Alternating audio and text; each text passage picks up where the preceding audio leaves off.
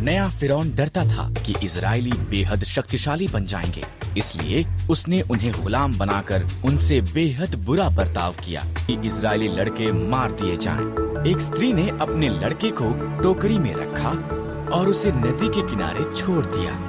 उसकी बहन उसे देखती रही और उसने उसे रखने का निर्णय लिया। उसकी बहन ने उसके पालन पोषण के लिए उसकी माता की सहायता की पेशकश की। फिरौन की बेटी ने उसका नाम मूसा रखा। मूसा बड़ा हुआ। एक दिन उसने देखा कि एक मिस्री इजरायली को मार रहा है। मूसा ने मिस्री को मार दिया और मिद्यान को भाग गया और 40 साल तक एक चरवाहा होकर पहाड़ी से बोलने लगी, मूसा, मेरे लोग कष्ट में हैं। मैंने उन्हें आजाद कराने के लिए तुझे चुना है। सहायता करूंगा। परमेश्वर ने वादा किया। अपनी लाठी नीचे फेंक। मूसा ने किया। वो लाठी एक सांप में बदल गई। जब उसने इसे उठाया, वो पुनः एक लाठी बन गई। परमेश्वर ने कहा। मूसा ने ऐसा ही किया। उसने देखा ये रोग से भर गया था। जब उसने दोबारा किया, वो चंगा हो गया था। ये जाकर फिरौन को दिखा। परमेश्वर ने कहा, मैं तुझे शब्द दूंगा। परमेश्वर ने कहा, तुम्हारा भाई हारून सहायता कर सकता है। इस तरह मूसा इजरायलियों को आजाद करने के लिए फिरौन को बताने के लिए गया।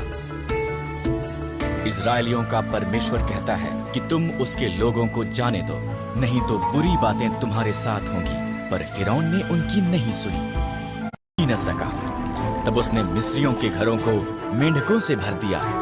हर तरफ मेंढक थे, फिर भी फिरौन ने उनकी नहीं सुनी। परमेश्वर ने मिस्र के आकाश को कुत्तियों से भर दिया। वो वहां धूल के समान भर गई। फिर उसने मिस्र के देश को डांसों से भर दिया। फिर भी फिरौन ने उनकी नहीं सुनी। मिस्र के जानवरों को मार दिया। घोड़े, गधे, ऊंट, भेड़ें और बकरियां सब मर गए। फिर उसने मिस्री लोगों को फोड़े से पीड़ित किया। फिर भी फिरौन ने उनकी नहीं सुनी। कि जौ और सन्न की फसल नष्ट हो गई।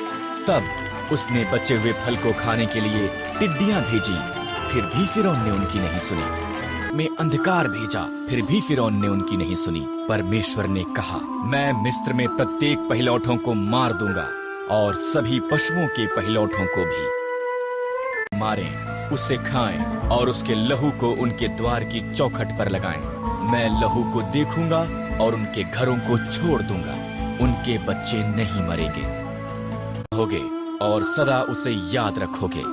इजरायलियों ने परमेश्वर की आज्ञा मानी, पर मिस्रियों के पहिलौठे मर गए, यहाँ तक कि फिरौन का पुत्र भी। अंत में फिरौन ने सुनी और उसने इजरायलियों को जाने दिया।